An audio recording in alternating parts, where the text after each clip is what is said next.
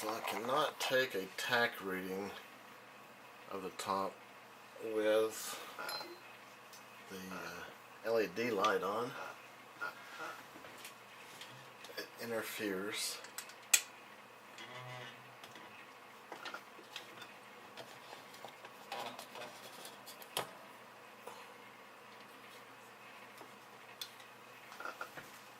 So we will drop the shutter speed.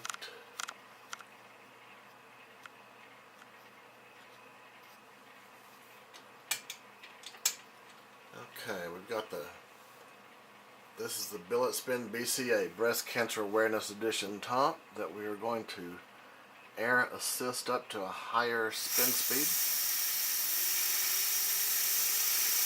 Then catch it under high intensity LED lighting for extreme warping visuals. I'm just curious to see how fast I can get this thing going. It's 4,500 RPM. 5,000.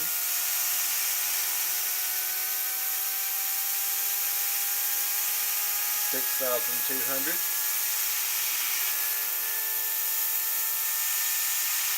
6,800. 7,000. Whoops. And I guess 7,000 gave it escape velocity. Let's get it back on the stage. Let's see if I can get it back up that high again or not.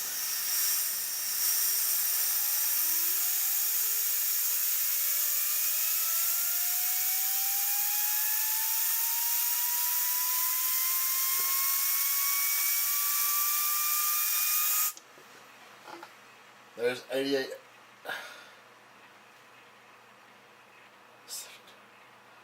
Okay. So that we had up to 8,800 RPM by the time I had to back off.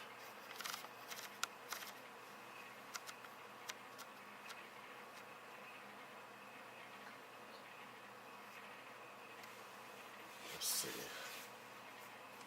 What are we getting now?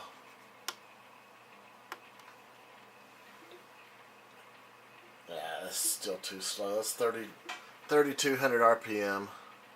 I want to crank it back up.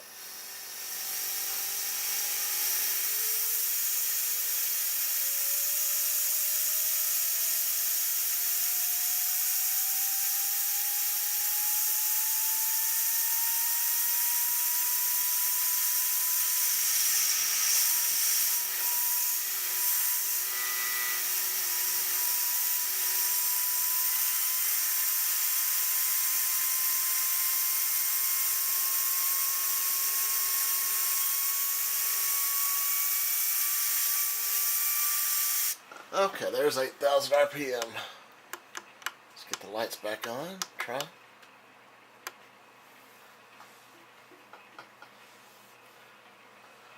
So as soon as I turn on my LED light panel, I lose the tachometer readings.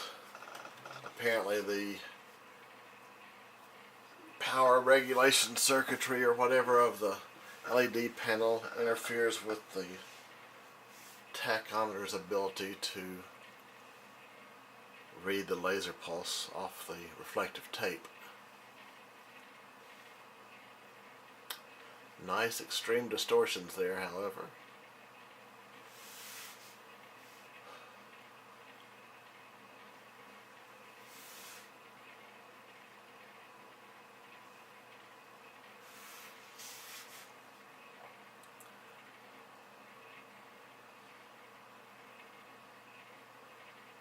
I can't recall ever taking a top up to 8,000 RPM.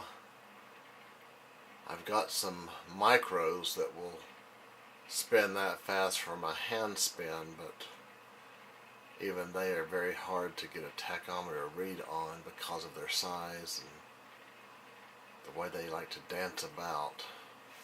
I know I've at least hit 7,000, not sure about 8.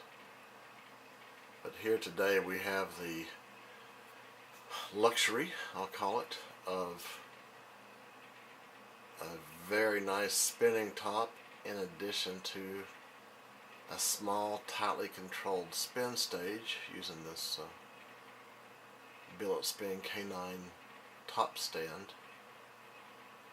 So deep enough that it kept the top contained as we spun it up to high revs, and yet shallow enough that there's not much risk of any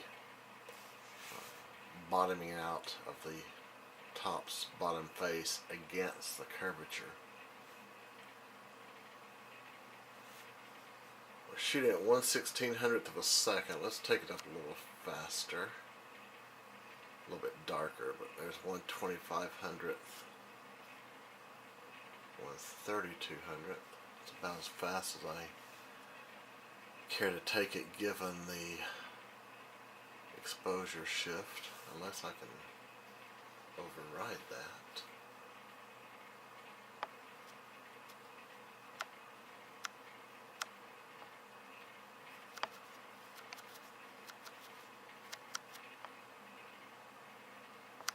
Doesn't seem to be making a difference. It may be that I cannot actively change the exposure bias while the video is in progress. I don't know. However, I could always give some distant spotlighting from my flashlight. A little bit of a color shift, but let's see how high we can get this.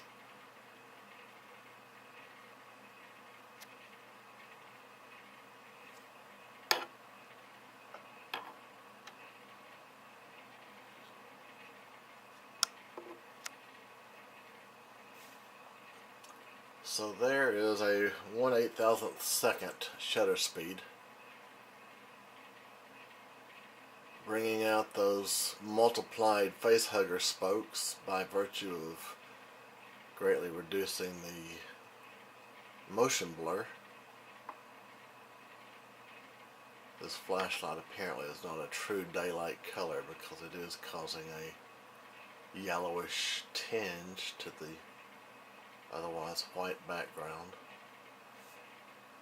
We'll drop the shutter speed back down now. 1/2500th of a second. And there is the top spinning out.